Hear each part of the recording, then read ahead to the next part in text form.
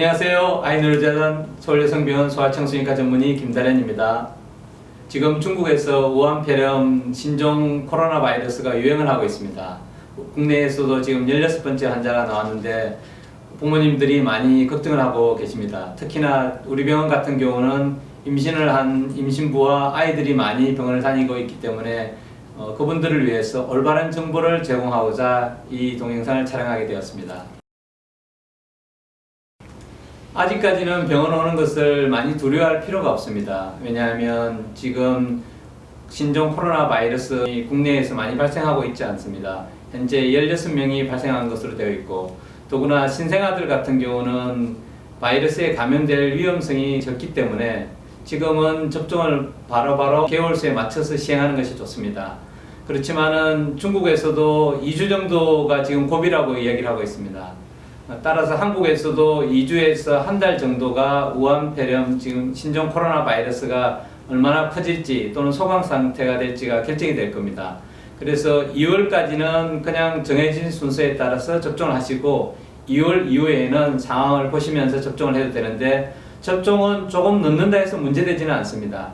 접종 순서에 따라서 일찍 하는 것은 문제가 될 수 있지만은 뭐 한 주라든지 2주, 한 달을 늦춰서 하는 것 자체는 문제가 없습니다. 우리 병원 같은 경우는 신생아들이 많이 태어납니다. 그래서 부모님들께서 아이들이 신종 코로나 바이러스 감염이 되면 어떡할까에 대해서 걱정을 많이 하시는데, 대부분의 아이들에 있어서 바이러스 감염은 신생아에게는 잘 안 생기는 것으로 되어 있습니다. 특히나 우리가 독감 접종을 하는 경우도 6개월 지나서 접종을 하는 이유가 6개월 이전의 애들이 독감 바이러스에 잘 걸리지 않기 때문입니다. 단 지금 유행하는 신종 코로나 바이러스가 아직은 구체적으로 어떤 바이러스인지 어떤 영향을 가지고 있는지에 대해서는 잘 알지 못하기 때문에 조심을 해야 하지만은 크다란 걱정을 할 필요는 없을 것 같습니다.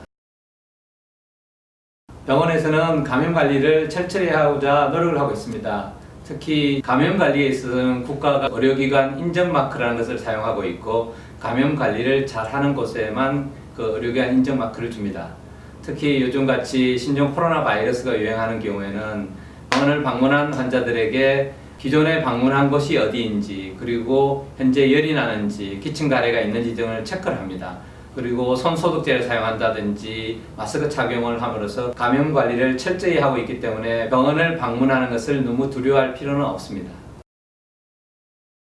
마스크를 사용할 경우 아이들이 일부 불안해하는 경우가 있습니다. 그거는 너무 어린 아이들은 두려움을 오히려 갖지 않고, 큰 아이들도 마찬가지로 두려움을 갖지 않는데 한 2~3살 내외의 아이들이 두려움을 가질 수가 있습니다. 이럴 경우에는 아이들과 깍꿍놀이 같은 걸 해보는 게 좋습니다. 예를 들면 여기 마스크가 있다 그러면 마스크를 착용하고 이렇게 요 정도로 깍꿍 이렇게 놀이를 해보고, 요 정도로 깍꿍 하고 요 정도로 깍꿍 놀이를 하면 아이가 익숙해지고 더 이상 마스크에 대한 두려움을 가지지 않을 것입니다. 임신부가 신종 코로나 바이러스에 감염이 된다면 본인에게도 안 좋을 수 있지만 아기에게 안 좋을 수가 있습니다. 우리가 임신을 했을 경우 임신부들에게 모두 독감 접종을 권합니다. 그 이유는 엄마가 독감에 걸렸을 때 열이 나게 되고, 엄마가 열이 나면 체내에 있는 아기에게 안 좋은 영향을 미칩니다. 더구나 뇌 발달에 안 좋은 영향을 미치기 때문에 독감을 걸리지 않도록 하는 것입니다. 신종 코로나 바이러스도 열이 나기 때문에 열이 나면 체중에 있는 아기에게 안 좋은 영향을 미칠 수 있습니다. 그래서 임신부는 신종 코로나 바이러스에 감염이 되면 안 됩니다. 최근 뉴스에 의하면 임신부가 코로나 바이러스에 감염이 되었지만은 태어난 아기들이 별 이상이 없었다는 보고가 있습니다. 그것은 너무나 다행스러운 일입니다. 이것은 임신 말기이기 때문에 아이들이 별로 나쁘지 않았을 가능성이 많습니다. 그렇지만은 임신 초기나 중기에 감염이 되면 아이들의 뇌가 자라가는 과정이 있기 때문에 열이 난다면 아이들의 뇌 발달에 좋지가 않습니다.